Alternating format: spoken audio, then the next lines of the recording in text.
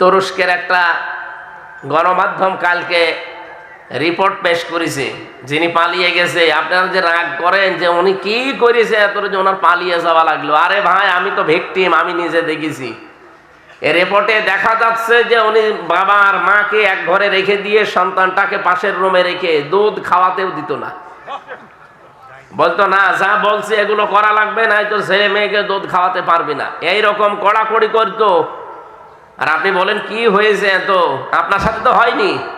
আপনার বাবারে যদি ওইভাবে আয়না ঘরে 14 বছর আটকিয়ে রাখতো তখন আপনি টের পেতেন। আগামীতে বাংলার এই জমিনে কোন জালেম যেন চেয়ারে বসতে না পারে সেই ব্যবস্থা আমাদের করা লাগবে। যারা আসবে আমরা চাই তারা মানবতার দরদি হবে। কথা বলেন না কেন?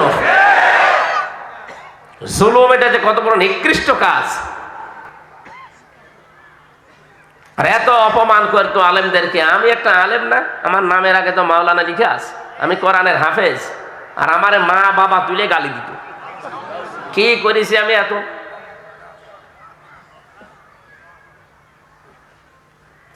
ওই শয়তানগুলো এখন মাঝে মাঝে মামলার আয়ু আমারে কল দেয়, ও হুজুর মাফ করে দিন। কিসের মাফ? আগে টাকা ফেরত দেন। হ্যাঁ, আমার বাবার কাছ থেকে আর আকিস গ্রুপের কাছ থেকে 32 লাখ টাকা নিয়েছে। আগে টাকাগুলো ফেরত দেন। 3টা বছর আমারে রাখলেন ফাঁসির কন্ডেম ছেলে, আমার কষ্টের কথা ভুলে গেলাম, মাফ করে দিলাম। কিন্তু টাকাগুলো ফেরত দেবেন তো, 50 লাখের উপরে খরচ প্রায়। দেন টাকাগুলো ফেরত দেন, তারপরে মাফ হবে। জালেমরা এখন গাড়াক বলে পড়িস তো, বলছে মাফ করে দিয়ে। না, এই 15.5 বছরে যার কাছে যা করেছেন তার কাছে আগে যে মাফ চাবেন, তার ক্ষতিপূরণ দেবেন, এরপরে আপনার মাফ হবে। তাছাড়া আপনার কোনো মাফ নেই। আপনি মনে করছেন আস্তাগফিরুল্লাহ পড়লেই মাফ হয়ে যাবে, অত সহজ। এজন্য কিয়ামতে আপনি একা একা উঠবেন। আপনি ভাবেন আপনার প্র্যাকটিক্যাল লাইফ যেভাবে তৈরি করেছেন জবাব দিতে পারবেন আপনি? কত কিছু আপনার জীবনে লুকিয়ে আছে, কেউ জানেও না হয়তো। এজন্য হিসাব, এই শব্দটা বড় মারাত্মক শব্দ। হযরত ওমর রাদিয়াল্লাহু তাআলা আনহু, এদিকে তাকান, তিনি বলেন আমার সন্তানটাকে আমি ভর্তি করেছিলাম মাদ্রাসায়। হযরতে আলী ওই সময় দেশের প্রধান বিচারপতি, তিনিও দিলেন তার সন্তান হোসাইনকে মাদ্রাসায়। দুইজনকেই মাদ্রাসায় ভর্তি করা হয়েছে, পড়ছে। হযরতে হোসাইন খালি কলম ফেলে দেয় আর বলে কলম তুলে দাও, কলম ফেলে দেয় তুলে দাও।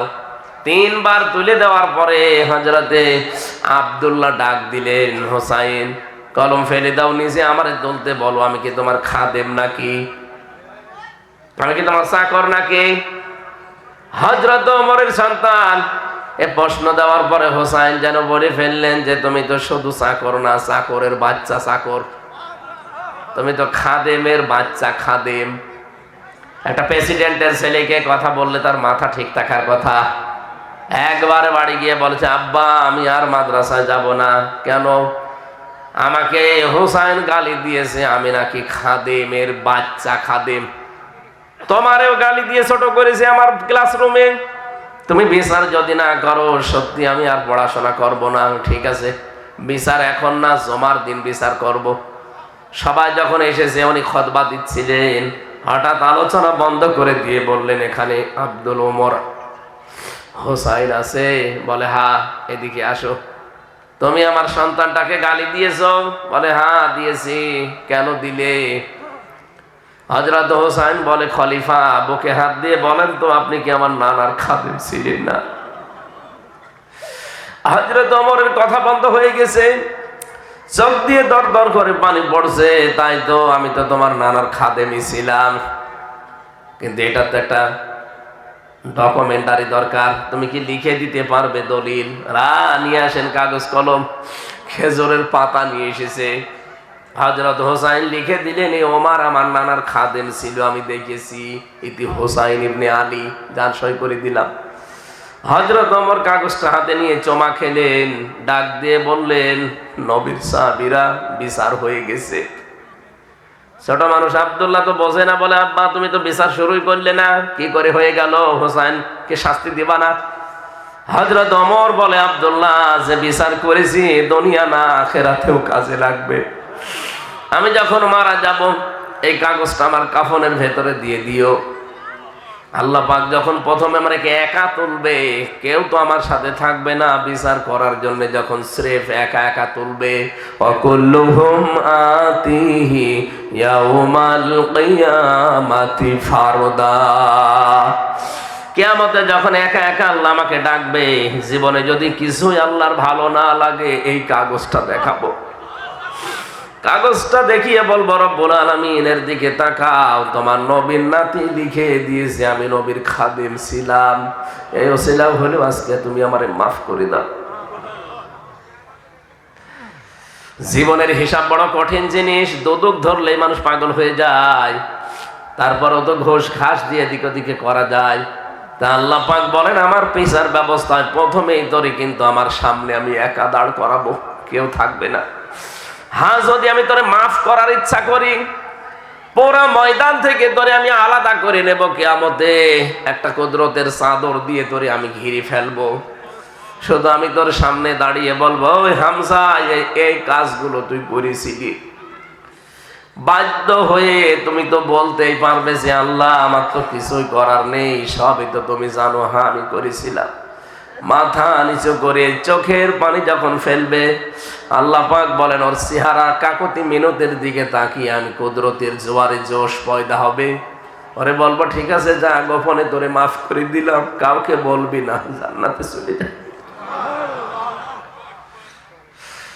এটা হচ্ছে হিসাব ইয়াসির।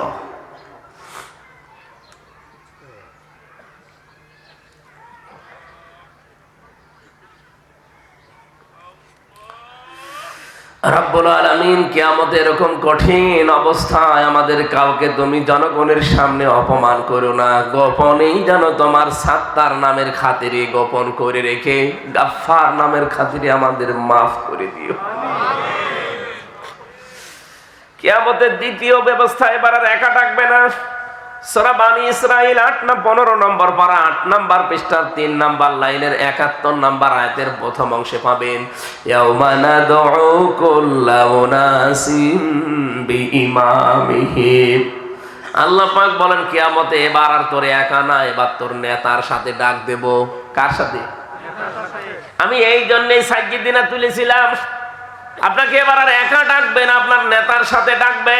ও মুন্সিগঞ্জবাসী, নিজের বিবেক থেকে বলেন তো, আপনি যে নেতার পেছনে ঘোরেন, যে নেতার পেছনে থাকেন, ওরে যদি আল্লাহ সামনে ডাকে, আপনাকে পেছনে ডাকবে, কি মনে হয় আপনাকে আল্লাহ মাফ করবে বলে মনে হয়? আপনি এখনই বলছেন না, আপনি তো ধরা খেয়ে বসে আছেন। বিবেকটা কাজে লাগান, এমন মানুষের পেছনে থাকা লাগবে যে মানুষটাকে দেখলে আমার আল্লাহর কথা মনে হয়। এমন মানুষের পেছনে থাকা যাবে না যারে দেখলেই শয়তানের কথা মনে পড়ে। কথা বলেন ঠিক কিনা? আপনি শুধু এখানে বসে বসে সাইয়্যিদিনা পড়বেন আর মনে করবেন আসমানে চলে গেছে। না, সাইয়্যিদিনাকে ঠিক করেন। আমি জানি অনেকের এবার মন খারাপ হচ্ছে, সঠিক কথা আমি বলবো, এতে মন ভালো হোক আর খারাপ হোক, আমি চাই আপনি ফিরে আসেন। এতটুকু আপনি শেষ করে দেননি, পরের শব্দ কি বলেন? মাওলানা। মাওলানা মানে আমির হামজা কি? মাওলানা মানে অভিভাবক, পথ প্রদর্শক, গাইডলাইন দাতা। এই পৃথিবীতে আমাদেরকে গাইডলাইন দিয়েছেন, পথ দেখিয়েছেন মুহাম্মাদুর, জবান খুলে বলেন মুহাম্মাদুর রাসূলুল্লাহ। সুতরাং তার দেখানো পথ বাদ দিয়ে পৃথিবীর কারো পথে যাওয়া যাবে না। আজ কত নতুন নতুন পথ এই দেশে বের হয়েছে, আল্লাহর নবীর পথ নেই, নতুন নতুন পথ আজকে আপনি বের করেছেন। বলেন তো, যারা জিকির করেন ইবাদতের জন্য করেন না লোক দেখানোর জন্য? কথা বলা লাগবে। জিকির একটা ইবাদত, কেউ যদি ইবাদত মনে করে এটা করতে চায়, মাস্ট বি তাকে অবশ্যই অবশ্যই অবশ্যই রাসূলুল্লাহ যেভাবে শিখিয়েছেন ওইভাবে করা লাগবে। সূরা ফুরকান এটা 68 নাম্বার আয়াত, 19 নাম্বার পারা 4 নাম্বার পৃষ্ঠার 12 নাম্বার লাইন 13 নাম্বার লাইনে আছে, ওয়াল্লাযীনা লা ইয়াদউনা মা'আল্লাহি ইলাহান আখার, যারা আল্লাহর সাথে অন্য কাউকে ডাকে না। এই পৃথিবীতে 3টা পাপের শাস্তি ডবল করে দেবে আল্লাহ।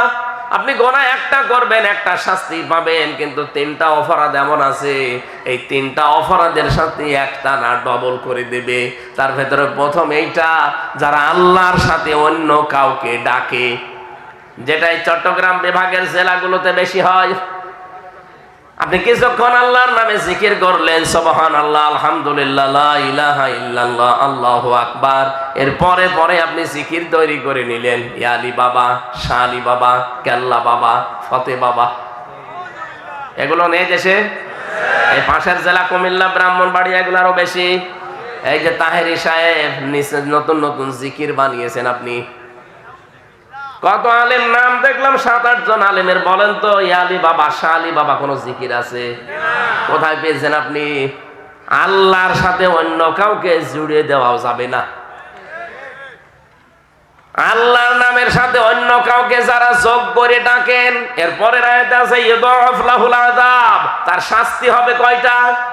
2টা। বলেন বলেন। সুতরাং উনি যদি বুঝে করুক আর না বুঝে করুক, জাহান্নামে যায় যাক। আমরা আর কোনোদিন আল্লাহর সাথে অন্য কারো নাম ডাকবো? এটা রেকর্ড হচ্ছে, এই জন্য আরো বেশি করে বলছি।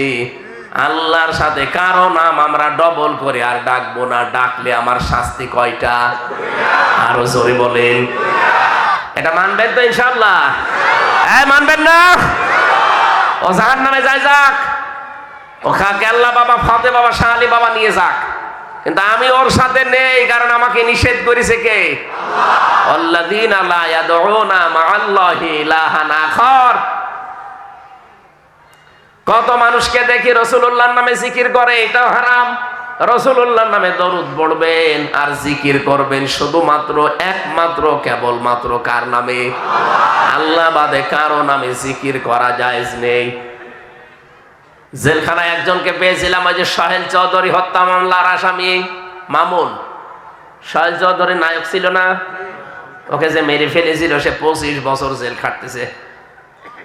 দেখতাম রাত 2:30-3টায় আমি আর মামুনুল হক করতাম তাহাজ্জুদের জন্য, আর ওই লোকটা উঠতো জিকির করার জন্য। শরীর তো সেরকম 25 বছর বসে বসে খেয়ে একেবারে হাতির মতো হয়েছে। ওইটাই জিকির আরম্ভ করতো, ইয়া রাসূলুল্লাহ, ইয়া রাসূলুল্লাহ। কি গো, ঘর কেঁপে ওঠে। 4 তলায় আমরা 3 তলায় আমরা 4 তলায়। একদিন ডাক দিয়ে বললাম যে ভাই কি করেন? বলছে হুজুর জিকির করি। কিসের জিকির? ইশকে। ইশকে কিসের ইশক? রাসূলুল্লাহ। রাসূলুল্লাহর ইশকে কোনো জিকির নেই। কে শিখিয়েছে আপনাকে? এই জেলে একজন এসেছিল, সবুজ পাগড়ি মাথায় দেওয়া, মাঝ ভান্ডারি বাবার মুরিদ। উনি এসেছিল, উনি আমাকে শিখিয়েছে, আমি ওর পর থেকে এই জিকির করি। মামুনুল হক বলল ভাই না, এটা কোনো জিকির না, জিকির হবে কার নামে? আপনি আজকে থেকে ইয়া রাসূলুল্লাহ কোনো জিকির আর করবেন না। দেখলাম পরবর্তী দিনে উনি পাল্টিয়ে গেছে। উনি ওঠে জিকির করে শুধু আল্লাহু আকবার, আল্লাহু আকবার। ঠিক আছে, এটা করেন। আর যদি আপনি শাস্তি থেকে, গজব আযাব থেকে, আল্লাহর বরদোয়া থেকে, আপনি যদি তার লানত থেকে বেঁচে থাকতে চান, তাহলে যখনই সময় পাবেন সব সময় পড়বেন আস্তাগফিরুল্লাহ। পাক থাকেন আর না পাক থাকেন, আমি সহ যারা এখানে এসেছি প্রতিটি মানুষ, এই নারী পুরুষ সবাই এই শব্দটা মুখে রাখবেন। যেখানেই থাকেন, যে অবস্থায় থাকেন, আপনি পাক আছেন না পাক আছেন দেখা দেখির দরকার নেই, বলবেন আস্তাগফিরুল্লাহ, আস্তাগফিরুল্লাহ। দুনিয়ায় যে চিন্তা ভাবনা আছে, এইটা আস্তে আস্তে আল্লাহ আপনার দূর করে দেবে। আর এইটার কারণে কিয়ামতের ময়দানে আপনি বিশাল নেকির ঢের দেখতে পাবেন। সবচাইতে বড় বিষয়, আল্লাহ ওই আস্তাগফিরুল্লাহ পড়া অবস্থায় কোনো গজব আপনার প্রতি দেবে না। জোরে বলেন সুবহানাল্লাহ। এই জন্য আমাদের মাওলানা ঠিক করা লাগবে। আমাদের গাইডলাইন আমরা দেখবো রাসূলুল্লাহ কি বলেছে, হ্যাঁ আল্লাহ কি বলেছে, রাসূলুল্লাহ কি করেছে, এইটার নাম ইসলাম। কোন বাবা কি বলেছে, দাদা কি করেছে, এর নাম ইসলাম। রাসূলুল্লাহকে আল্লাহ 27 বছর পরে ফেরত পাঠাচ্ছেন। যান, প্রথম নাম্বার এই দুনিয়ায় যে উম্মতকে বলবেন, আল্লাহ প্রথম আদেশ দিয়েছে সব মানুষের জন্য এই, ওয়াকাদা রাব্বুকা আল্লা তা'বুদু ইল্লা ইয়্যাহু ওয়া বিল ওয়ালিদাইনি ইহসানা। আল্লাহ বলেন আমি রায় দিলাম, আমি সিদ্ধান্ত নিয়ে ফেললাম। আমি কযা মানে রায় দেওয়া, সিদ্ধান্ত নেওয়া, ফায়সালা করা। আমি ফায়সালা দিয়ে দিয়েছি যে আমি আল্লাহ ছাড়া কারো ইবাদত করা যাবে না। বাংলার মুসলমানেরা বলেন তো রায় এই শব্দটা কোনোদিন শোনেননি? বাংলাদেশে রায় হয় না। আমাদের এই মুন্সিগঞ্জ জেলা, আপনাদের এখানে দুই প্রকার রায় আছে, একটা ম্যাজিস্ট্রেট কোর্টে আর একটা জজ কোর্টে। এরপরে আরো দুইটা রায় আছে ঢাকাতে, একটা হাইকোর্টে আর একটা সুপ্রিম কোর্টে। ওখানে আবার দুই ভাগ আছে। এই বাংলাদেশে সর্বমোট রায় কয়টা পেলাম? আরো জোরে। প্রতিটি রায় যদি পাওয়ার পরে বলেন যে আমি ন্যায় বিচার পাইনি, আমি আরো উপরে যাব, তাহলে ম্যাজিস্ট্রেট কোর্ট থেকে জজ কোর্ট, এখান থেকে হাইকোর্ট, এখান থেকে সুপ্রিম কোর্ট। সুপ্রিম কোর্টের প্রধান বিচারপতি যিনি এখন আছেন, উনি যদি একবার কোনো বিষয়ে রায় দিয়ে দেয়, আপনি না এদেশের 18 কোটি মানুষ এটা মেনে নিতে বাধ্য। যদি বলে আমি মানি না, তাহলে ফাঁকা জায়গায় আপনাকে থাকতে দেবে না, হয় জেলখানা অথবা দেশ থেকে তাড়িয়ে দেবে। কথা বলে না কেন? প্রধান বিচারপতির উপরে যেহেতু কোনো বিচারপতি দেশে নেই, তার রায় আপনাকে মেনে নেওয়াই লাগবে, মাস্ট বি। প্রধান বিচারপতির উপরে আর একজন বিচারপতি নেই, কে? তামাম দুনিয়ায় যত বিচারপতি সবার উপরে কে? আলাইসাল্লাহু বিআহকামিল হাকিমিন। আল্লাহ বলেন আমি কি সবার উপরে বড় বিচারপতি না? আমি আল্লাহ যদি কোনো বিষয় একবার রায় দিয়ে দেই, আমার রায় যদি কেউ মানতে অস্বীকার করে, আমার রায়ের বিরুদ্ধে যদি কেউ অবস্থান নেয়, ইয়া মাশারাল জিন্নি ওয়াল ইনসি ইন ইসতাতা'তুম আন তানফুযু মিন আকতারিস সামাওয়াতি ওয়াল আরদ ফানফুযু লা তানফুযুনা ইল্লা বিসুলতান। জবান খুলে পড়েন ফাবিআইয়ি আলা'i রাব্বিকুমা তুকাযযিবান।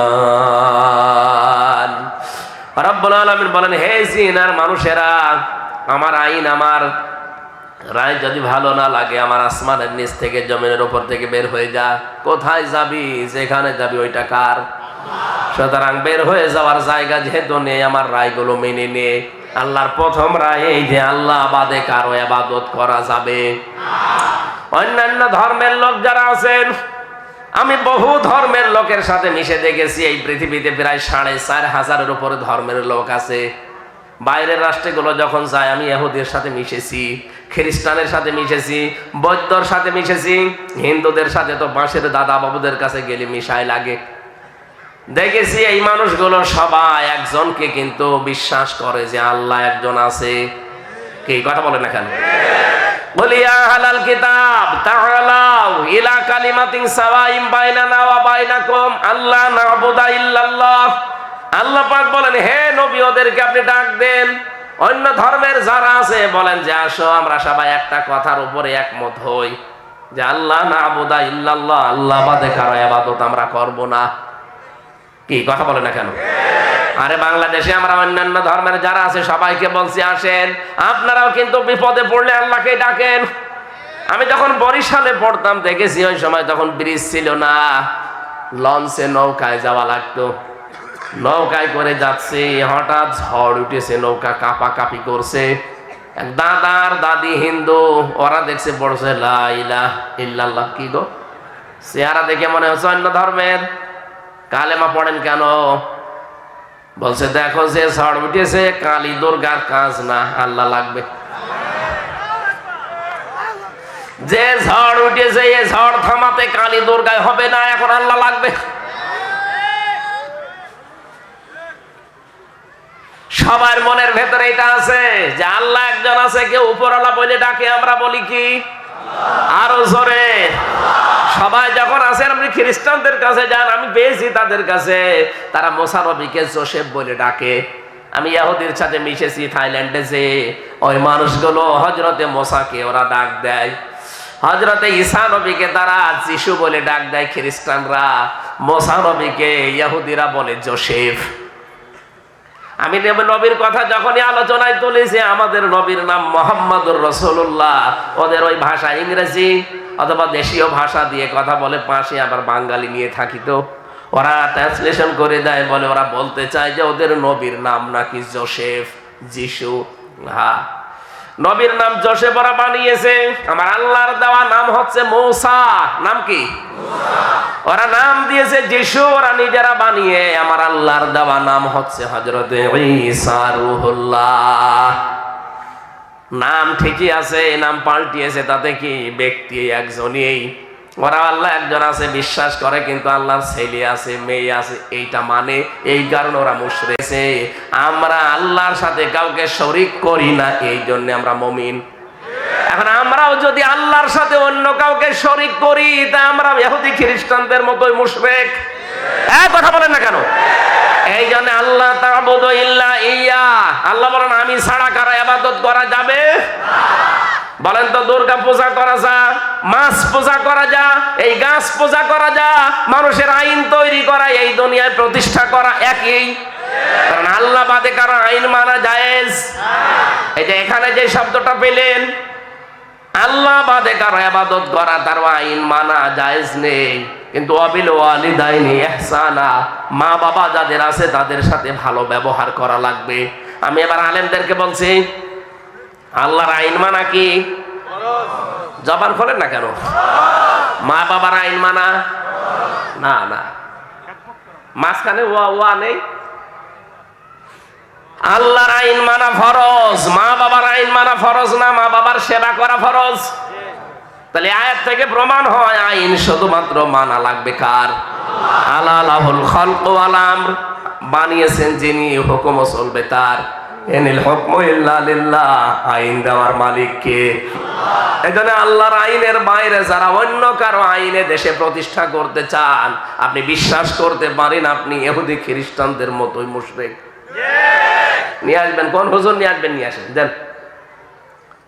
আল্লাহর আইনের বাইরে যারা মানুষের তৈরি করা আইনে দেশে কায়েম করতে চাচ্ছেন, সে যে নামেই হোক, আপনি কিন্তু মুশরিক হয়ে গেছেন। কি? আল্লাহ যারা এই যে ইবাদত করা লাগবে নির্ভেজাল পাবেন, এর ভেতরে কোনো ভেজাল থাকলে চলবে না। ওমা উমিরু ইল্লা লিয়াবুদুল্লাহা মুখলিসিনা লাহুদ্দিন, আমাকে আদেশই করা হয়েছে আমি যেন একনিষ্ঠভাবে, নির্ভেজালভাবে, ইখলাসের সাথে দিন মানি। কার দিন? ওয়াবিল ওয়ালিদাইনি ইহসানা। এবার ভালো করে খেয়াল করবেন, আমি আল্লাহ তাদেরকে আদেশ দিলাম, এই পৃথিবীতে আমার পরে যেহেতু তোকে এই দুনিয়ায় আনতে সবচাইতে বেশি কষ্ট করেছে তোর মা আর বাবা। বিজ্ঞান এখন প্রমাণ করছে, একটা সন্তানকে দুনিয়ায় নিয়ে আসতে মায়ের কমপক্ষে 57 ইউনিট কষ্ট সহ্য করা লাগে। কত? এখানে যত শক্তিশালী মানুষ আমরা আছি, সর্বোচ্চ 45 ইউনিট কষ্ট দিলে আপনি মরে যাবেন, আর বাঁচবেন না। কিন্তু একটা মা দুনিয়াতে আমার মুখ দেখতে গিয়ে 57 ইউনিট পর্যন্ত কষ্ট সহ্য অলরেডি করেছে। এই জন্য আল্লাহ বলেন, আমার পরে আমি দুনিয়ার কারো নাম দেইনি, সেবা করার জন্যে, খেদমত করার জন্য তোর মায়ের নাম, বাবার নাম দিয়ে দিলাম। ইম্মা ইয়াবলুগান্না ইনদাকাল কিবারা আহাদুহুমা আও কিলাহুমা ফালা তাকুল লাহুমা উফিন, তাদের ভেতরে একজন অথবা দুইজন যদি বার্ধক্য অবস্থায় পৌঁছিয়ে যায়, সাবধান, কোনদিন ওহ শব্দ পর্যন্ত বলবি না, এবং তারাও যেন না বলে। তাফসীরের ভেতরে উফিন শব্দের ব্যাখ্যা পেয়েছি আমি, হাতের ভেতরে আঙ্গুলে এভাবে চাপ দেন, একটা মট করে আওয়াজ হয়েছে, এই যে একটু ব্যথা পেলাম, এইটার নাম উফিন। মা বাবার খেদমত করতে গিয়ে কেউ জনিয়ে কথাও না বলে যে আর পারা যায়, আর কত না, এটা বললে আপনার পেছনের আমল লাখ লাখ সব আল্লাহ নষ্ট করে দেবে। কত মানুষ সহ্যের বাইরে চলে যায়, তখন বলেই ফেলে যে এ ছাতা আর কতদিন টানবো। কথা বলে না কেন? শেষে বলে যে আলাদা করে দিলাম, অথবা বাড়ি থেকে তাড়িয়ে দেয়, অথবা অনেক দেশে দেখতে পাচ্ছি বৃদ্ধাশ্রমে রেখে আসে। কয়েকদিন আগে আমি গিয়েছিলাম নীলফামারী জেলার কিশোরগঞ্জ থানায়, একটা বৃদ্ধাশ্রম নিয়ে গেল আমারে দেখতে। এই কোলে 25 জন, এই কোলে 25 জন মা আর বাবা বসে আছে। চোখের দিকে তাকিয়ে আমি দেখতে পেয়েছি প্রত্যেকের চোখের কোনায় পানি ছলছল করছে। মুরব্বী মানুষ সবগুলো যেন তাদের ছেলে আর মেয়ের নামে বরদোয়া দিচ্ছে। আরে ভাই, তাদেরও তো আমার মতো ছেলে আছে। আমি দুইজনের সাথে কথাও বললাম যে কি করেন, কি ছেলে মেয়ে কয়টা। একজন বলছে আমার ছেলে ডিসি, আর একজন বলছে আমার ছেলে আমেরিকায় থাকে।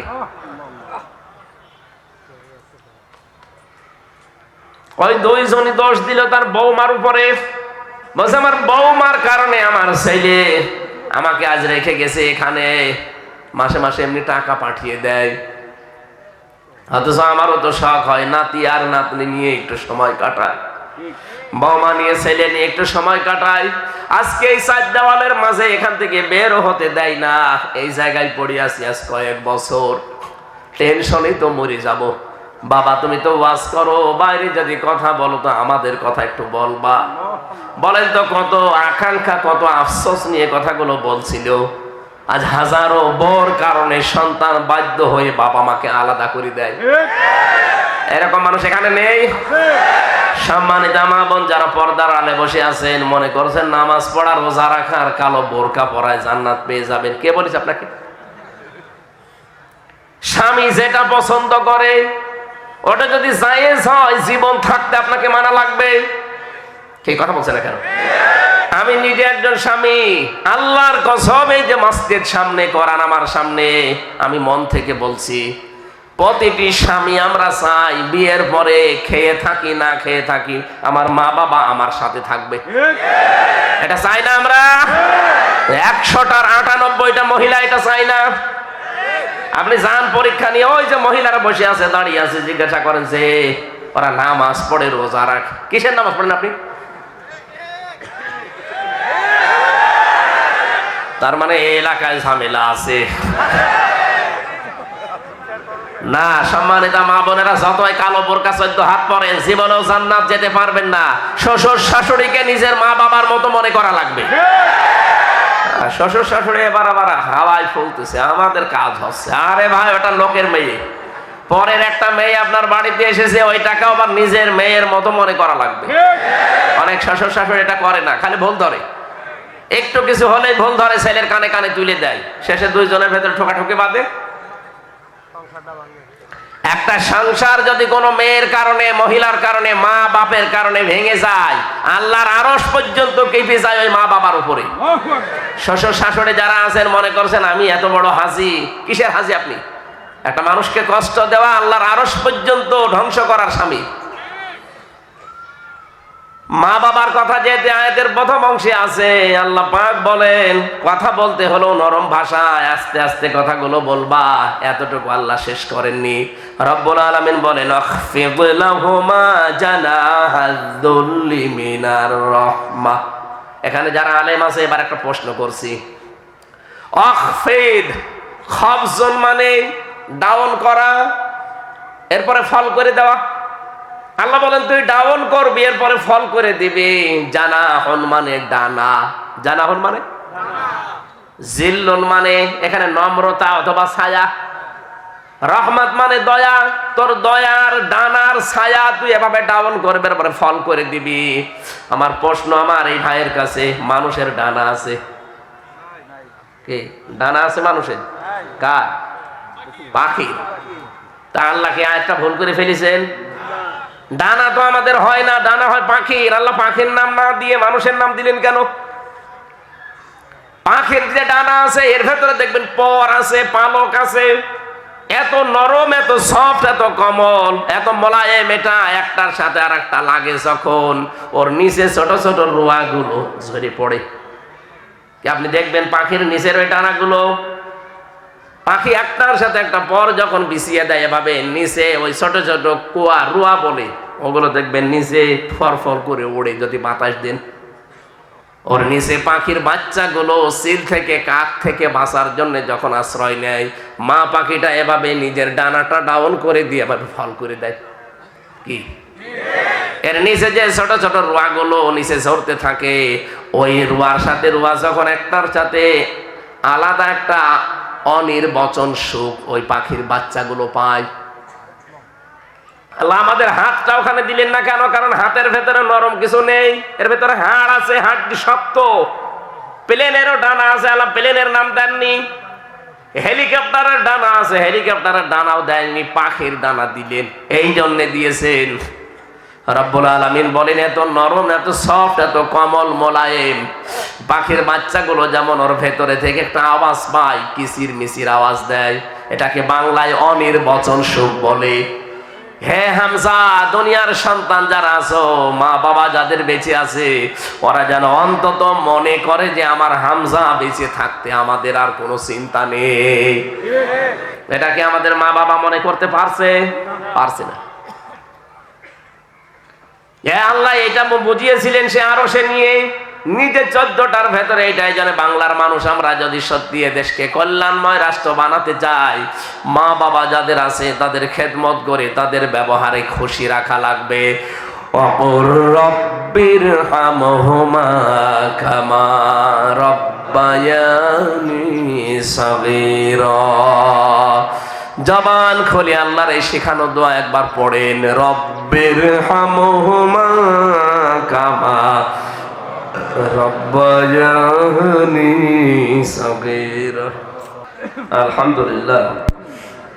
মুন্সিগঞ্জ জেলা গজারিয়া থানার অন্তর্গত বাউশিয়া সরকার ফাউন্ডেশনের উদ্যোগে তাফসীরুল কোরআন মাহফিলের স্বনামধন্য সভাপতি, অত্র এলাকার সর্বজন শ্রদ্ধাভাজন ব্যক্তিত্ব জনাব মাওলানা আব্দুর রউফ মমতাজি দামাত বারকাতুহুমুল আলিয়া, মাহফিলের প্রধান অতিথি, প্রতিষ্ঠাতা চেয়ারম্যান সরকার ফাউন্ডেশন, তিনি প্রবাসী, অত্র এলাকার কৃতি সন্তান জনাব মোহাম্মদ মুখতার হোসেন সরকার দামাত বারকাতুহুমুল আলিয়া, বলেন আমিন। পৃষ্ঠপোষকতায় আছেন মোহাম্মদ আলী সরকার, সম্মানিত পরিচালক এইচ.এম. আব্দুল্লাহ ফয়সাল, মুফাসসিরে কোরআন, ইসলামিক চিন্তাবিদ।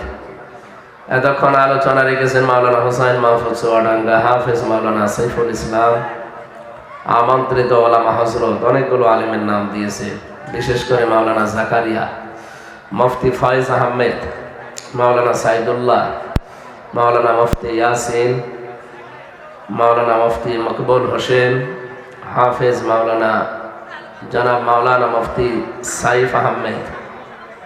ওয়া রাফা'না লাকা যিকরা। আলেমদের সম্মান মর্যাদা কামনা করছি আল্লাহ যেন আরো বাড়িয়ে দেন।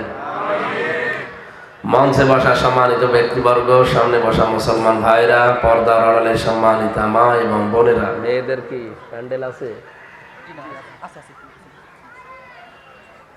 প্রাণপ্রিয় মুন্সিগঞ্জবাসী, মুন্সিগঞ্জ শ্রীনগর, এটা এই জেলায় না? লৌহজং।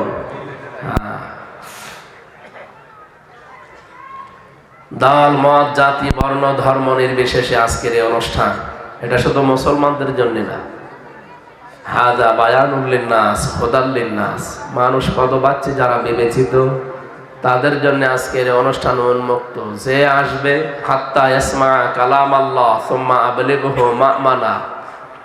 আল্লাহ তাআলা বলেন, হে নবী, অমুসলিমরাও যদি কোরআন শুনতে আসে তাদের তো শোনার ব্যবস্থা করবেন এবং তাদেরকে নিরাপদে বাড়ি পৌঁছিয়ে দেবেন।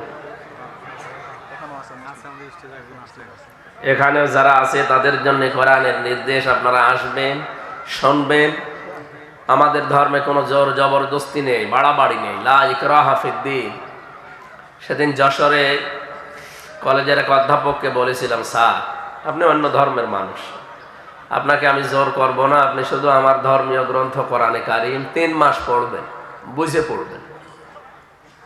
উনি এমনিতেই বিসিএস ক্যাডার, তো সব দিকে তার জ্ঞান ছিল।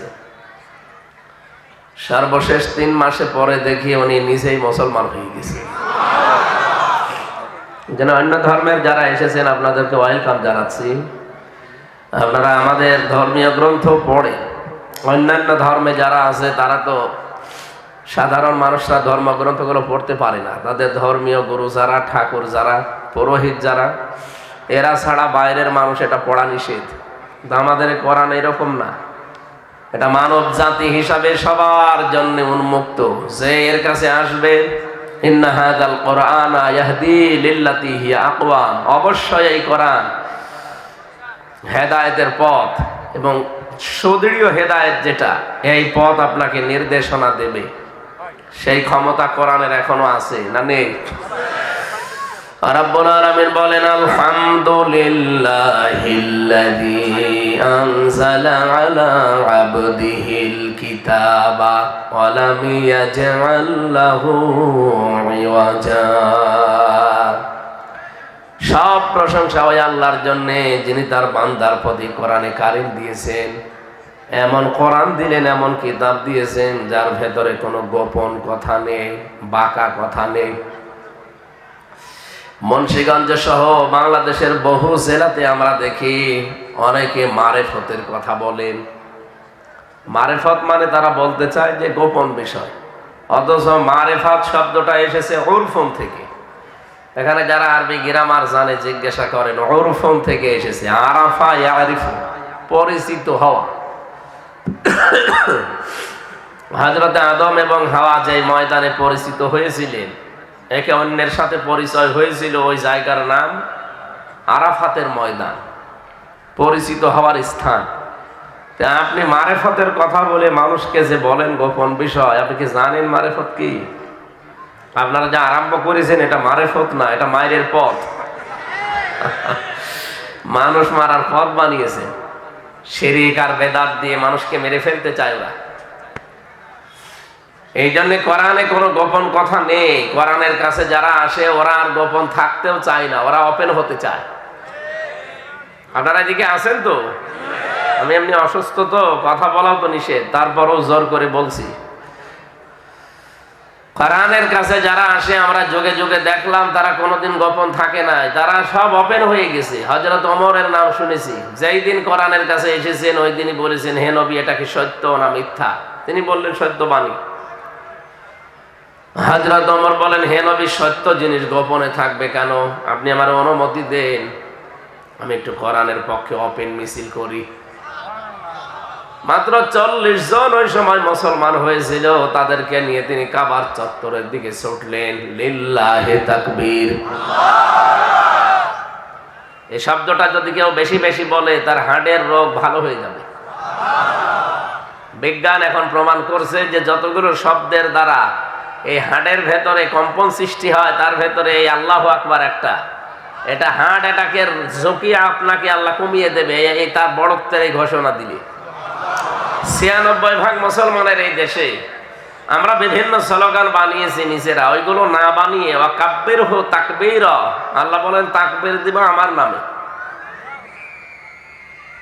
রাব্বাকা ফাকাব্বির, রবের বড়ত্বের ঘোষণা দাও। তাহলে আমাদের 96% এই মুসলমানের দেশে এখন থেকে স্লোগান আমার মনে হয় জাতীয়ভাবে নারায়ে তাকবীর, আল্লাহু আকবার হওয়া দাও। এটার সাথে কি দ্বিমত আছে আমাদের? অন্য কোনোটা দিয়ে তো উপকার হচ্ছে না। আপনি জয় বাংলা বলেন আর জয় যায় যায় বলেন, কিছুই হচ্ছে না। আর ওটা এখন কেউ দিতেও চায় না ভয়ে। সুতরাং এখন যেহেতু সময় এসেছে, আমরা 96% মুসলমানের এই দেশে আমরা আওয়াজ তুলছি, জাতীয় স্লোগান হিসাবে আমরা নারায়ে তাকবীর, এটা আমরা চাই না।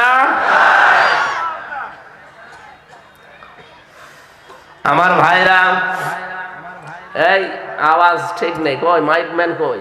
কি করেন কি আপনি? এই আওয়াজ আসে কেন? আওয়াজ বাড়ি খায়, ওখানে বসে বসে গিয়ে বেড়ি টানছেন। এই কথা দেবেন না, এমনি ভাব দেন।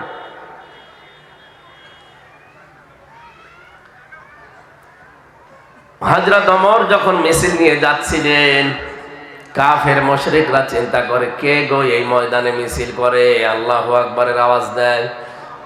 দরজা দিয়ে জালানা দিয়ে মুখ বের করে দেখে মিছিলের সামনে হযরত ওমর। তাড়াতাড়ি জালানা দরজা বন্ধ করে বলছে দরকার নেই, ওর সামনে গেলে মাথা থাকবে না। আমার তো মনে হয় 64 জেলা আর 630টা থানা আছে এই দেশে, প্রতিটি থানায় যদি একজন করে ওমরের মতো মানুষ তৈরি হয়ে যায়, এই দেশে আর কেউ কোরআন নিয়ে উল্টা পাল্টা করার চিন্তাও করবে না। কোরআনের কাছে আসলে আর সে গোপন থাকতে চায় না। আর আমরা অনেকে এখনো বলছো হুজুর আমি গোপনে আসি। গোপনে আসি মানে আর কতদিন থাকবেন গোপনে? ওপেন হওয়ার সময় হয়নি এখনো, হয়ে গেছে। এখন আমরা ওপেন সব। সুতরাং কোরআনে কারিমের কাছে যারা আজকে এসেছেন, আজকে আপনাদের থানার ওসি সাহেব এসেছে ফরিদ উদ্দিন,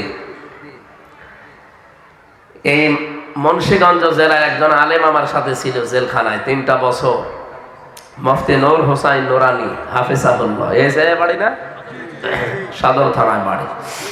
আল্লাহ তারা গোলামকেও যেন হায়াতে তাজ্জাবা সিহাতে করলিয়া দান করে। আমরা যারা সত্যি মানুষ হিসাবে আসলাম কোরআন শুনতে, এখান থেকে আজকে কিছু নিয়ে যাওয়া লাগবে। বিশ্বনবীকে আল্লাহ 53 বছর বয়সে জুলুম, অত্যাচার, নির্যাতনের যখন সর্বশেষ সীমা পার হয়ে গেছে, তার মাথার উপরের ছায়াগুলো আল্লাহ যখন একটা একটা করে সব নিয়ে গেলেন, বিশেষ করে খাদিজাতুল কুবরা রাদিয়াল্লাহু তাআলা আনহা এবং আবু তালিব। এই ভাই, কি আপনি কি করেন কি ওখানে বসে? আওয়াজ হয় কেন? আওয়াজ বাড়ি খাচ্ছে। রিভাব দিতে বললাম আপনাকে।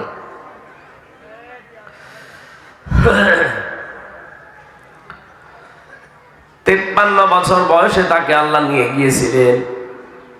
বিশ্বনবী মুহাম্মদুর রাসূলুল্লাহকে আল্লাহ নিলেন এই কারণে যে সামনে আপনাকে একটা কল্যাণময় রাষ্ট্র উপহার দেব আমি। একটা রাষ্ট্রকে কল্যাণময় করতে হলে কি কি করা লাগবে ওই বিষয়গুলো আমি আপনাকে জানাতে চাই। যেহেতু আমি নিজে শেখাবো এগুলো, এই জন্য বারবার জিবরাইলের মতো দুনিয়ায় যাওয়া তো আমার সম্ভব না। আপনাকে আমি নিজে আপনার কাছে, আমার কাছে নিয়ে আসি। নবীজিকে আল্লাহ এই মাস যেটা চলছে রজব মাস, এই মাসের 27 তারিখে, আজকে তো 23 না 24 যেন, মাত্র আর কয়েকদিন আছে। 27 তারিখে তাকে নিয়ে গেলেন এই ধুলির ধরা থেকে একেবারে আরশ মহল্লায়। 27 বছর তাকে তার গবেষণাগারে ল্যাবরেটরিতে বসিয়ে 14টা জিনিস শিখিয়েছিলেন। এই 14টা জিনিস যদি আপনার উম্মতের ভেতরে একটা দেশে আপনি কায়েম করতে পারেন, ওই দেশটা কল্যাণময় রাষ্ট্র হয়ে যাবে। আমাদের দেশটাও যেহেতু এখন নতুন করে স্বাধীন হয়েছে, এই দেশটাকে যদি সত্যিই বিশ্বের বুকে কল্যাণময় রাষ্ট্র হিসাবে আমরা দেখাতে চাই, রজব মাসে আমাদের মূল শিক্ষা লওয়া লাগবে এই 14টা। কি কথা বলেন নাকি? আপনি যে দল করেন, যেই ধর্মে আছেন, কোনো অসুবিধা নেই। 14টা যদি থাকে, যেহেতু আপনাকেও আল্লাহ বানিয়েছে, আমাকেও আল্লাহ বানিয়েছে, মাস্ট বি এই দেশটা কল্যাণময় রাষ্ট্র হয়ে যাবে। আমরা সেই জন্যে সূরা বানী ইসরাইল থেকে তেলাওয়াত করেছি। তেলাওয়াত করছি এবার সূরা বানী ইসরাইলের 23 নম্বর আয়াত থেকে 38 নম্বর আয়াত পর্যন্ত 14টা বিষয় আল্লাহ এখানে জানিয়েছেন আমাদেরকে নবীজির মাধ্যমে। আপনি চিন্তা করতে পারেন, মাত্র 14টা জিনিস শেখানোর জন্য সময় নিয়েছে আল্লাহ নিজে। কত বছর? 27 বছর একাধারে এক জায়গায় বসিয়ে তাকে শিখিয়েছেন। সরাসরি গবেষণা চলছে, নিজে আল্লাহ গাইডলাইন দিচ্ছে। আমরা একটা বিষয়ের উপরে এমফিল করি, পিএইচডি করি, সর্বোচ্চ 2 বছর আর 5 বছর 7 বছর লাগে। ওই বিষয়ে অভিজ্ঞ হয়ে যায় মানুষ। আর নবীকে আল্লাহ নিজে বসিয়েছেন একটা গবেষণাগারে 27 বছর। অনেক গুরুত্বপূর্ণ বিষয় এখানে আল্লাহ দিয়েছে। যেগুলো দিয়েছেন আমরা দেখব আমাদের দেশে এগুলো আছে কিনা। যদি না থাকে, রাষ্ট্রের যারা দায়িত্বে আছেন, ডক্টর মোহাম্মদ ইউনূস সহ প্রত্যেকের দায়িত্ব হবে দল, মত, জাতি, বর্ণ, ধর্ম নির্বিশেষে এই 14টা এই রাষ্ট্রে কায়েম করা। তাহলে এইটা পৃথিবীর 257টা দেশের ভেতরে মডেল দেশ হবে ইনশাআল্লাহ। এই গ্যারান্টি দিচ্ছেন কে? এবার আমরা প্রবেশ করছি। আগে দরুদ পড়ি নেই সাল্লাল্লাহু আলাইহি ওয়াসাল্লাম। কোন অনুষ্ঠান কবুল করতে হলে এই দরুদ পড়া লাগবে। যে কোনো অনুষ্ঠান শুরু করার আগে দরুদ পড়বেন, অনুষ্ঠান শেষ হওয়ার পরেও দরুদ পড়া লাগবে। কেউ যদি দরুদ শরীফ না পড়ে তাহলে ওইটা ঝুলে থাকে, আকাশে যায় না। কত বড় গুরুত্বপূর্ণ বিষয় এটা না? এবার আমার প্রশ্ন, দরুদের ভেতরে কি আছে যে পড়লে এটা আরশে চলে যায়? এর ভেতরে যে কথাগুলো আপনি বলেন ওইগুলো আপনার প্র্যাকটিক্যাল লাইফে কিন্তু থাকা লাগবে। খালি মুখ দিয়ে বলবেন কিন্তু আপনার জীবনে ওইটা নেই। ও কিয়ামত পর্যন্ত দরুদ পড়িয়েই যাবে, ও আকাশে যাবে না। তাহলে আমরা যে দরুদ পড়লাম, একবার পড়ি নাই প্রথমে? কি পড়েছিলেন? আপনি তো আরবিতে পড়েন, অনেকে জানেন না। আমি বাংলাটা বলছি, দেখেন তো আপনার জীবনে আছে কিনা, আর আপনার দরুদ কত দূর গেল, এই 6 তলা পার হয়েছে কিনা। রাব্বুল আলামিনের কাছে আমরা জানিয়েছি, আল্লাহুম্মা, হে আল্লাহ, সাল্লি আলা, তুমি রহমত নাজিল করো, আলা মুহাম্মদ, মুহাম্মদের উপরে। আল্লাহ যেন সহসায় আমাদেরকে জিজ্ঞাসা করছে, হে মুন্সিগঞ্জের মানুষেরা, মুহাম্মদের উপরে যে রহমত নাজিল করব, কে এই লোকটা? আমরা একজন দুইজন না, সবাই মিলে জবাব দিয়েছি, সাজ্জিদিনা, মুহাম্মদ আমাদের নেতা। কি এটা কেউ অস্বীকার করতে পারবেন? এটা আরবিতে আপনি বলেছিলেন। কেন? দুনিয়ায় কত শব্দ আছে, ওই সমস্ত শব্দ না বলে সাজ্জিদিনা, সাজ্জিদ তো বলতে পারতেন যে আমার নেতা, সাজ্জিদিনা বলেছেন যে আমাদের নেতা। কেউ আমরা বাকি নেই, এখানে যারা আছি সবাই মিলে বললাম। এ কথাটা কেন বলা হয়? কারণ নেতৃত্বের বিষয়টা শুধু দুনিয়া না, এটা মরণের পরও লাগবে। সূরা হুদ 12 নাম্বার পারা, 12 নাম্বার পৃষ্ঠার 1ম নাম্বার লাইনের 98 নাম্বার আয়াতটা বাড়িছে, একটু মিলাবেন তাফসীরের সাথে। যে কোনো তাফসীর দেখবেন, ইয়াকুদুমু কওমাহু ইয়াউমাল কিয়ামাতি ফাআওরাদাহুমুন নার ওয়া বিইসাল বিরদুল মাওরুদ। আমি প্রায় 42টার উপরে তাফসীর মিলিয়েছি আয়াতের সাথে। সব মুফাসসির সামারাইজ বক্তব্য একই দিয়েছেন। এর বাংলা অর্থ দাঁড়ায় এইটা, যে দলের নেতা জাহান্নামে যাবে, ওই দলের কর্মীও তার সাথে জাহান্নামে যাবে। এটা যদি কেউ রাজনীতি মনে করেন, হ্যাঁ এইটাই রাজনীতি। আপনি যাচ্ছেন জাহান্নামে, আমি দেখতে পাচ্ছি, আর আমি বলতেও পারবো না আপনি কি হয়েছেন কি।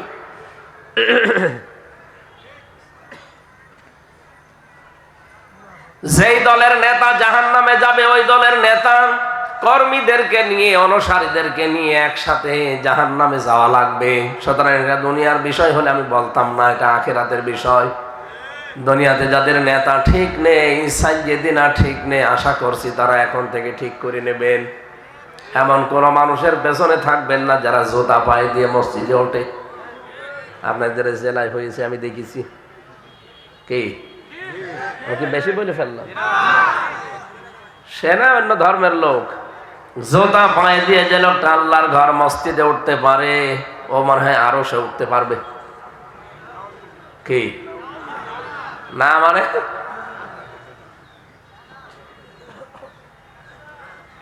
সুতরাং আশা করছি আপনি এখন থেকে সাজ্জিদিনা ঠিক করবেন।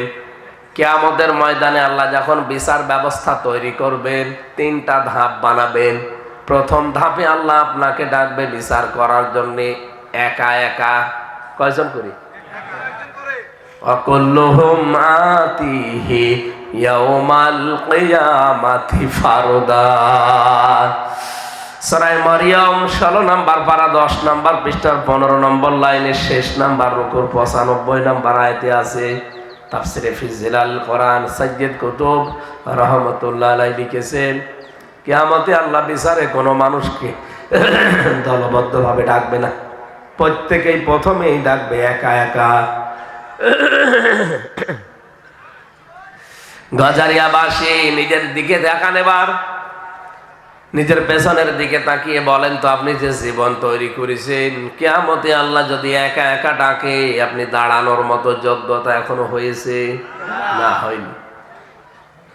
আমি একা একা থাকলে মাঝে মাঝে চিন্তা করি, আল্লাহ যদি বলে, হামজা 2024 সালের 31শে ডিসেম্বর পর্যন্ত তোরে মাফ করে দিলাম, যা, কোনো হিসাব দেওয়া লাগবে না, শুধু 2025 সালের 1 থেকে এই 23 তারিখ, এই 23 দিনের হিসাব দিয়ে তুই জান্নাতে চলে যা। আমার তো মনে হয় 23 দিনের হিসাব দাও আমার দ্বারা সম্ভব না। আপনারা পারবেন না? আপনারা পারবেন। এটা তো সহজ বিষয় না। হিসাব শুনতে যত সহজ মনে হচ্ছে, বিষয়টা অত সহজ না। যাদের ভেতরে এই টেন্ডেন্সি তৈরি হয়েছিল, ওদের জীবনটাই পুরো পাল্টিয়ে গেছে, যে হিসাব দেওয়া লাগবে আমার। এই বাংলাদেশ 54 বছর হয়ে গেল, শুধু হিসাব দেওয়া লাগবে এই টেন্ডেন্সি আমাদের ভেতরে নেই। এই জন্য ধনী আরো ধনী হয়, গরিব আরো গরিব হয়। এটা যদি হিসাব থাকতো, আজকে আমি একটা প্রতিবেদন দেখলাম, কুষ্টিয়ার আমাদের সাবেক এমপি মাহবুবুল আলম হানিফ, নাম শোনেননি? 15 বছর আগেও লোকটা নিজে চাউল বিক্রি করে খেয়েছে, অথচ এখন বাংলাদেশে যদি 5 জন ধনী থাকে তার ভেতরে সে একজন। শুধু দেশে না, কানাডায় যা বানিয়েছে ও জানি আর আল্লাহ জানি। প্রতিবেদনটা প্রায় 21 মিনিট আমি দেখেছি, কি বানিয়েছে আল্লাহ, কিন্তু ভোগ তো করতে পারলেন না। এখন সব জনগণের আন্ডারে চলে গেছে, নিজে এখন চলে গিয়েছেন সেটা কোথায়? সে কানাডা। ওখানেও তো থাকতে পারেন না। সাহেব পাড়া, বেগম পাড়া যারা বানিয়েছে আমি নিজে যে দেখে এসেছি, ঘরে থাকে না, তালাবদ্ধ। মালয়েশিয়া বানিয়েছে সব সাহেব পাড়া, আর কানাডায় সব বেগম পাড়া। যে হোটেলে উঠি দেখি নিচে 2 শয়তান চা খাচ্ছে। কি গো এখানে? বলছে হুজুর আমরা আগেই পালিয়েছি। কেন সাহেব পাড়ায় থাকবেন না? ওখানে থেকে মায়ের খাবো। বাংলার জনগণ এখানেও আছে। যদি সাহেব পাড়ায় উঠি, আমারে যদি দেখে পিটিয়ে ভক্তা বানিয়ে ফেলবে। কি করলেন হারাম ইনকাম করে? যদি বৈধ পথে থাকতেন আজ কুষ্টিয়ার বাড়িতেও থাকতে পারতেন। অথচ আপনি তাকান, কুষ্টিয়ার বাড়িটা এখন গণ টয়লেট হয়ে গেছে। একবারে দেখি মানুষ 4-5 জন করে যায়, কেউ এদিকে কেউ এদিকে কেউ এদিকে, মনে হচ্ছে যে মানে জামাত বদ্ধ টয়লেট চলছে। রাব্বুল আলামিন বলেন এটা করলাম কেন জানো? এটা সূরা নমলের ভেতরে পাবেন। এখন যদি বলেন হানিফের নাম কোথায় আছে, হানিফের নাম নেই, কিন্তু দাদাদের নাম আছে। সূরা নমল 19 নাম্বার পারা 20 নাম্বার পৃষ্ঠার 7 নাম্বার লাইনের 52 নাম্বার আয়াতে আছে। আপনি শুধু বাড়িতে মিলিয়ে দেখবেন। ফাতিলকা বুয়ুতুহুম খাবিয়াতাম বিমা যালামু ইন্না ফি যালিকা লাআয়াতাল লিকাউমিন ইয়ালামুন। রাব্বুল আলামিন বলেন ফাতিলকা, এখানে আরবি গ্রামার জানি, অনেক আলেমের নাম দেখলাম। আল্লাহ জানিয়েছেন, মনে হচ্ছে আঙ্গুল দিয়ে আমাদের দেখাচ্ছেন, এই সেই ঘরগুলো। ফাতিলকা বুয়ুতুহুম, বাইতুন না, বুয়ুত বহু বছর, হোম মানে তাদের, খাবিয়াতান আমি জনশূন্য করে দিয়েছি, পরিত্যক্ত বানিয়ে দিয়েছি, বিমা যালামু এদের জুলুমের কারণে। আল্লাহ বলেন এই সেই ঘরগুলো, এগুলো জালেমদের জুলুমের কারণে ঘর পর্যন্ত আজ পরিত্যক্ত হয়ে গেছে। আজটা যে কত বাস্তব। 2024 আগস্টের 5 তারিখের বিকাল বেলা আমি দেখতে পেয়েছি হানিফের বাড়ি পোড়াটা মানুষ একেবারে তছনছ করে পায়খানার প্যান পর্যন্ত খুলে নিয়ে চলে গেছে। কারণ জুলুম যেখানে হয় ওই জায়গাটা পর্যন্ত অভিশপ্ত হয়ে যায়। আল্লাহ পাক বলেন শুধু এই বাড়িটা না, ফাকতি আযাবিরুল কওমিল্লাযিনা যালামু, সূরা আনামের 45 নম্বর আয়াতের প্রথম অংশে আছে যে জালেমদের শিকড় কেটে ফেলা হয়ে গেছে। কেটেছে কে? কেউ জানে না। কতিয়া মজুল না, এর ফাইল জানা আছে? জানা নেই। সারা বাংলাদেশের 64 জেলার 630টা থানা, প্রায় কম বেশি আমার সব জায়গায় যাওয়া আছে। যেখানে যায় দেখি জালেমদের বাড়ি ঘর একেবারে মিশে গেছে। কিন্তু মিশিয়েছে কে মাটির সাথে? এটা ভেঙে ফেললো কে? না, আল্লাহ না। পতিয়ার ফাইল জানা নেই, কে ভেঙেছে কেউ জানে না। আপনি হানিফের বাড়ির মামলা দেবেন, কারে দেবেন, কে ভেঙেছে আপনি কেউ জানে না। এ পর্যন্ত জালেমদের বিষয় ছিল। এবার আমাদেরটা, এর পরের অংশে আল্লাহ আমাদের জন্য শিক্ষা দিয়েছেন, ইন্না ফি যালিকা লাআয়াতাল লিকাউমিন ইয়ালামুন। অবশ্যই এর ভেতরে শিক্ষা আছে। যারা জ্ঞানী সম্প্রদায় তাদের জন্য লামের তাকিদ দিয়েছেন আল্লাহ। কি শিক্ষা? জালেমদের এত বড় শিকড় যদি আমি আল্লাহ কেটে ফেলতে পারি, তাও ফাইলই নেই, কর্তাই নেই। আগামীতে যারা চেয়ারে বসবে এরা যদি জুলুম করে, এদের বাড়ি ঘর শ্মশান হয়ে যাবে। কথা টের পাচ্ছেন কি বললাম? নাকি আন্দাজে ঠিক বলছে? ইউনিয়নের চৌকিদার থেকে শুরু করে সংসদ পর্যন্ত তাকান, সব জায়গায় জালেমদের লোক, তাও 4-5 স্তরে সেট করা ছিল। আমি তো রিমান্ডে 10 দিন দেখেছি যে ওদের কাজ কি, ওরা কত কঠিন সিদ্ধান্ত নিয়ে গিয়ে যাচ্ছিল। আল্লাহ বলেন আমি কেটে ফেলেছি। কেটেছে কে? কেউ জানে না দুনিয়ায়। জালেমদের কোন শিকড় আমি আর বাকি রাখবো না। দিন যত যাবে জালেমদের পরিণতি তত খারাপ হবে। কারণ জালেমদের বিরুদ্ধে আমি আল্লাহ নিজে মামলা দায়ের করব। এটা সূরা শূরা 25 নম্বর পারার 6 নম্বর পৃষ্ঠা 13 নম্বর লাইনের 42 নম্বর আয়াতের প্রথম অংশে আছে, ইন্নামাস সাবিলু আলাল্লাযীনা ইয়াযলিমুনান নাস।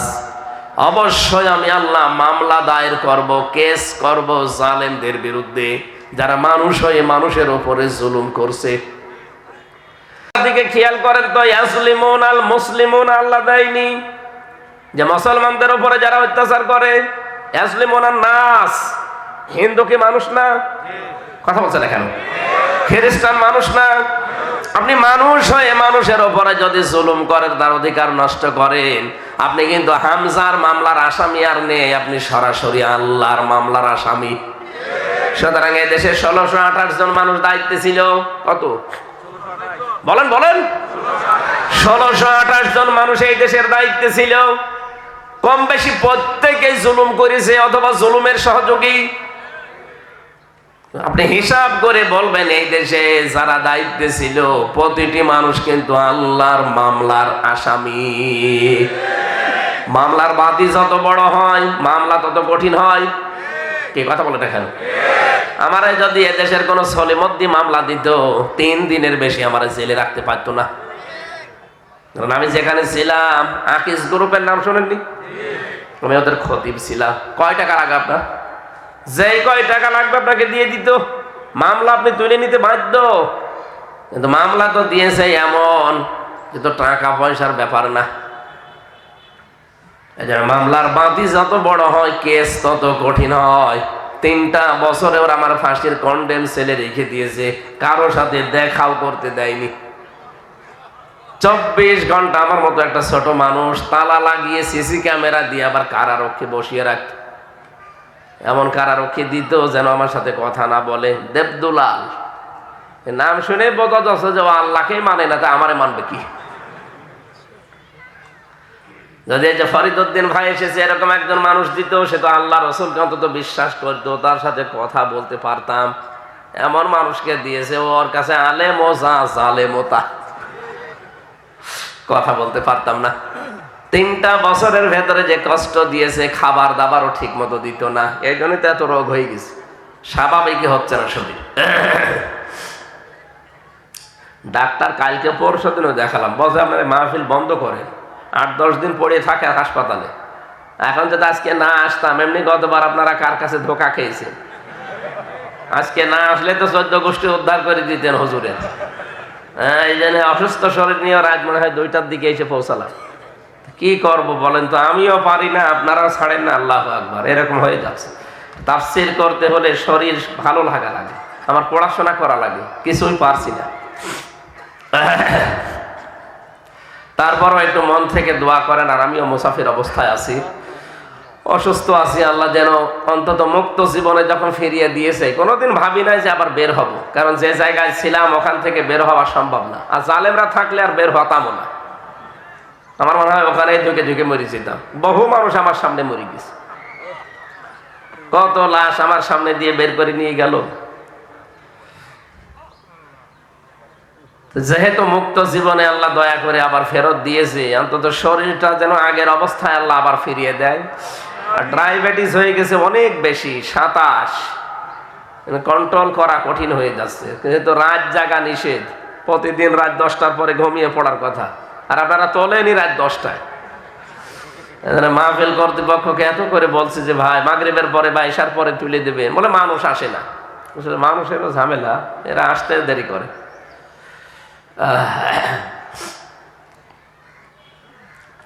শরীরটা যেন সাপোর্ট দেয়, কথাগুলো যেন সহজ সরল ভাষায় আপনাদের সামনে বলতে পারি। বলেন আমিন। তাহলে আমাদের উচিত জালেমদের এত বড় শিকড় যদি কেটে ফেলা যায়। আমাদের তো শিকড়ই নেই। 15.5 বছর তো সব আমরা জুলুমের শিকার, সবগুলো মাজলুম। কথা বলেন না কেন? বিএনপির কত মানুষ আমি সাথে পেয়েছিলাম যার 313টা মামলা। এখানকার একজন মনে হয় ছিল কি সফু না কি যেন, সফু, শরাফত আলী সফু, মানে এখন বাইরে না। 313টা মামলা যার নামে, বলেন তো ওই লোকটা কবে মানে হাজিরা দেবে কবে, আর কবে দুনিয়ার কাজ কর্ম করবে? জালেমরা করেছিল কি? বিএনপির এক লেটারের নাম শুনলাম, ওই বড়গোনায় বাড়ি, তার মামলা দিয়েছে 556টা। বললাম ভাই আপনি কবে জামিন করাবেন আর কবে বের হবেন, কবে হাজিরা দেবেন? সারা বছর তো হাজিরায় থাকা লাগবে। কি করেছে বলেন তো? আমারে ভালো মানুষ ঘরের থেকে তুলে নিয়ে গেল, যে বলছে যে 50টা মামলা দেব, এখনই 10 লাখ টাকা দেন। আমি যে মামলাকে আপনি বানাবেন? সব বানানো আছে, শুধু নাম লিখে দেব। এই চলছিল দেশে। আজকে ভিডিও একটা বের হয়েছে এই হাউ আঙ্কেলের, হাউ আঙ্কেল না ওনার নাম, হাউ আঙ্কেল। উনি একটা ভিডিও বলছে যে মামুনুল হককে তো ধরে নিয়ে এসেছি, এখন কোন মামলায় ওনাকে দেব তাই বলেন। এই একটা দেশ হইল, কি আশ্চর্য গো। কত মানুষকে আমি ওই আয়না ঘরে দেখেছি, আমিও তো ছিলাম 10 দিন ওই মাটির নিচে। আপনি কি বলে? আমি জানি না কোথায় আছি। এমনকি অনেকে নামও জানে না, যে আমার নাম কি তাও জানে না। ওরা যদি জিজ্ঞাসা করে আপনার নাম কি, খালি উলক ভলক করে তাকায়। তার মানে ও 5 বছর 7 বছর 10 বছর পড়ে আছে, কেউ জানেই না। কারণ ওর নাম তো কেউ ডাকে না, ওর নাম মনে থাকবে কি করে? এটা কোন বছর ওর জানা নেই, এটা যে কি মাস, কয়টা বাজে এখন, ও কিছুই জানে না। এমন একটা জায়গা, এদিকে 3.5 হাত, এদিকে 2.5 হাত পড়ে আছে, তাও 5 এন দিয়ে বাঁধা। আমার সাথে মুফতি ফখরুল ইসলাম ছিল, ওই ফাঁসির কন্ডেম ছেলে। উনি আমার একদিন বলছিল, ভাই এই যে আমি শুয়ে থাকি হাত পা ছেড়ে দিয়ে, এটা যে কত বড় নিয়ামত আপনি জানেন? এই জালেমারা আমার এই মাটির নিচে নিয়ে পায়ের ভেতরে হাত দিস দিয়ে, সামনে লোহার ব্যারিকেড আছে, এর সাথে চেন দিয়ে আটকিয়ে দিস। 2-5 মিনিট 10 মিনিট পরে খুলে দে না, বছরের পর বছর। সকালবেলা মাত্র 8-10টা ছোলা দিত, তাও পচা ছোলা। দুপুর বেলা 1 মুঠ ভাত দিত, তাও মনে হচ্ছে কেউ মাখিয়ে দিস। টয়লেট করার জন্য মাত্র 1-1.5 মিনিট সময় দিত। ওই 1 বতনা পানি দেবে, ওইটা দিয়ে টয়লেট করে ওযু করে নামাজ পড়লে পড়েন, না পড়লে ওর ভেতরেই শেষ। কয়টা বাজে বলে না, আন্দাজে নামাজ পড়া লাগে। আমিও 11 ঘন্টা টাঙানো ছিলাম, ওই সময় আমিও 4 ওয়াক্ত নামাজ পড়তে পারি না, ইশারায় পড়েছি, কারণ আমি জানি না কয়টা বাজে। এই কঠিন পরিস্থিতিগুলো তারা তৈরি করেছিল।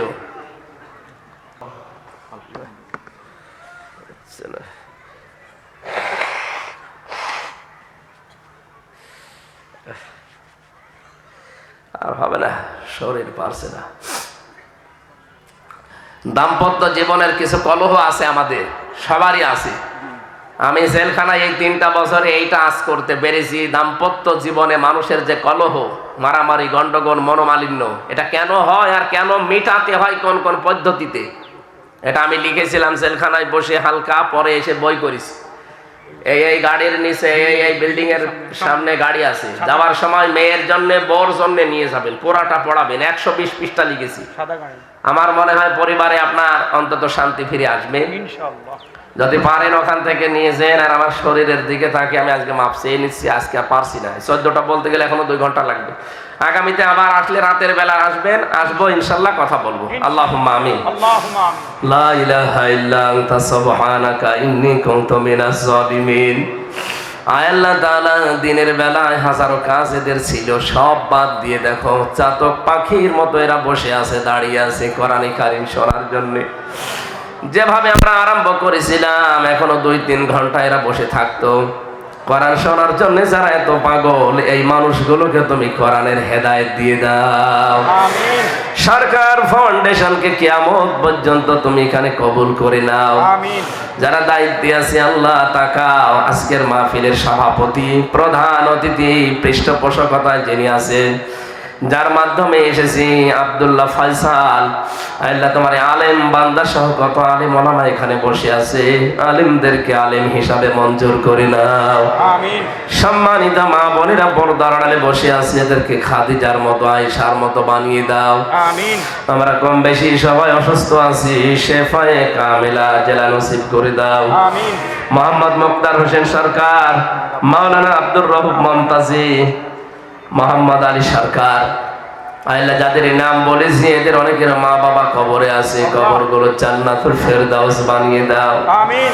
এলাকায় মাটির নিচে যত মানুষ ঘুমিয়ে আছে, আল্লাহ কবরগুলোকে তুমি জান্নাত বানাও। আমিন। আমাদের অনেকের অভাব আছে, কম বেশি অভাবগুলো দূর করে দাও।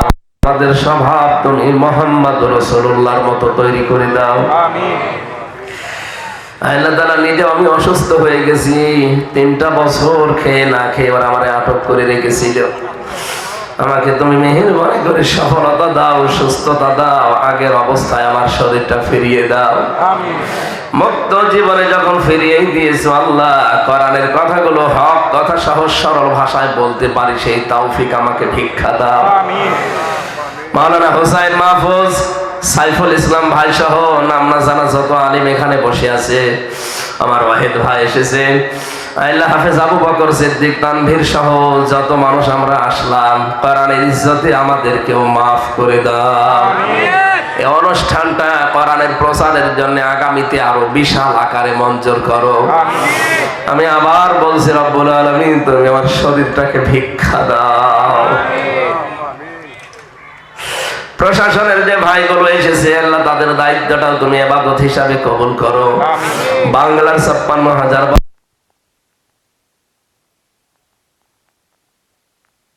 রব্বিল আলামিন।